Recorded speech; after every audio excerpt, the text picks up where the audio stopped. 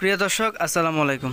Gen pharmacy চ্যানেলের পক্ষ থেকে স্বাগতম জানিয়ে শুরু করেছি নতুন আরেকটি ভিডিওতে। প্রিয় দর্শক, আশা করি আপনারা যেখান থেকে বসে এই ভিডিওটা দেখতেছেন সবাই ভালো আছেন।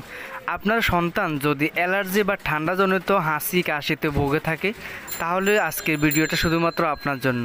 আজকে আমরা কথা বলবো কিটি সিরাপ নিয়ে, যা কিটোটিফিন ফিউমারেট জাতীয় একটা ওষুধ।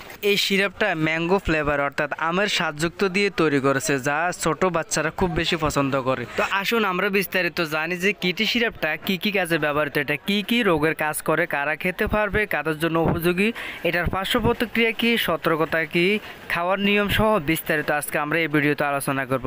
তো প্রিয় দর্শক, তার আগে ছোট্ট একটা রিকোয়েস্ট করেছি, আপনি যদি আমার চ্যানেলে নতুন হয়ে থাকেন দয়া করে একটা লাইক দিয়ে সাবস্ক্রাইব করে পাশে থাকবেন, আর যদি আগ থেকে করে থাকেন তাহলে জানাচ্ছি অসংখ্য অসংখ্য ধন্যবাদ। তো প্রিয় বন্ধুগণ, আমরা দেরি না করে বিস্তারিত আলোচনাতে যাচ্ছি। এই কিটি সিরাপটা এটা কিন্তু দুটি প্রকার পাওয়া যায়, ট্যাবলেট আকারে আছে এবং সিরাপ আকারে আছে। তুমি আজকে সিরাপ আকারে আলোচনা করব। এটি একটি অ্যান্টি হিস্টামিন, অ্যান্টি অ্যাজমা ও অ্যাজমার ওষুধ। অ্যালার্জির হাসি, চোখে চুলকানি, নাক দিয়ে পানি পড়া এবং বাচ্চাদের শ্বাসকষ্টের জন্য এই ওষুধ অত্যন্ত সেরা একটা কার্যকরিত ওষুধ। এটি মাস্ট সেল স্টেবিলাইজার হিসাবে কাজ করে, মানে শরীরে হঠাৎ অ্যালার্জি প্রতিক্রিয়া বন্ধ করতে সাহায্য করে।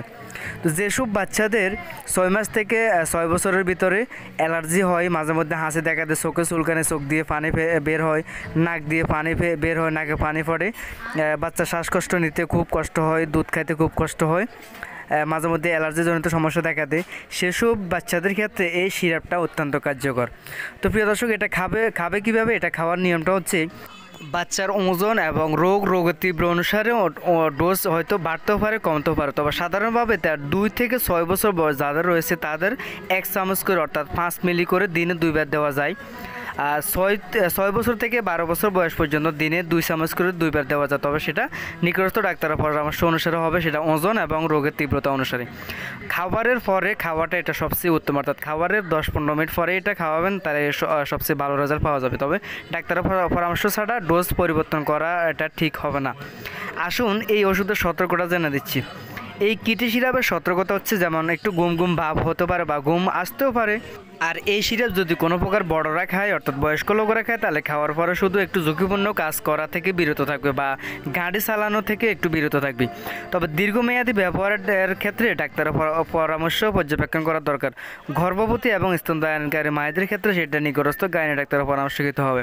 প্রিয় দর্শক, এটার পার্শ্ব প্রতিক্রিয়া যদি আমরা আরও একটু সংক্ষেপে বলি তাহলে হচ্ছে, যেমন ঘুম ভাব হবে, মুখ একটু শুকনো হতে পারে, ক্ষুধা পাড়তে পারে, মাথা ব্যথা হতে পারে, খুব কম ক্ষেত্রে মেজাজ একটু খিটখিটে হয়ে যেতে পারে। এই কয়েকটি হয়তো সিনড্রোম দেখা যেতে পারে, তবে বেশি মনে করলে তাহলে নিকটস্থ ডাক্তারের পরামর্শ নেবেন। তবে সবচেয়ে গুরুত্বপূর্ণ কথা হচ্ছে যে প্রতিটি সিরাপ আপনি কিটি সিরাপের ক্ষেত্রে না, শুধু যে কোনো সিরাপ আপনি খোলার পর থেকে 1 মাসের মধ্যে এটা শেষ করতে হবে। আর এক্সপায়ার ডেটটা আজ ঠিক আছে কিনা সেটা আপনারা একটু যাচাই বাছাই করে ওষুধগুলো ফার্মেসি থেকে কিনবেন। যদি আপনার সন্তানের অ্যালার্জি বা শ্বাসকষ্ট হয়ে থাকে তাহলে কিটি সিরাপ হতে পারে একটি কার্যকর সমাধান, তবে সবসময় ডাক্তারের পরামর্শ অনুসারে ব্যবহার করুন। ভিডিওটা যদি ভালো লাগে তাহলে অবশ্যই লাইক এবং শেয়ার করে সাবস্ক্রাইব করতে বলবেন না। আজকে এই ছিল কিটি সিরাপ সম্পর্কে আলোচনা। আশা করি ভিডিওটি দেখে যদি আপনার উপকার হয়ে থাকে তাহলে অবশ্যই লাইক দিবেন এবং শেয়ার করে সবাইকে দেখার সুযোগ করে দিবেন।